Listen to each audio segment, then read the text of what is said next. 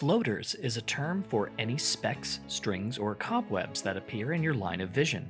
These look like they're on the front of your eye, but they're actually shadows cast by small particles in the gel-like vitreous fluid that fills your inner eye. Floaters are typically more noticeable when looking at blank backgrounds, such as a white wall. You can usually tell something is a floater because it moves with your eye, so you aren't able to focus on it. Meanwhile, flashes are a separate but related condition where sudden brightness or streaks of light appear in your vision. This usually occurs when the vitreous rubs or pulls on the eye's retina. In most cases, occasional floaters and flashes are a fact of life and aren't anything to worry about.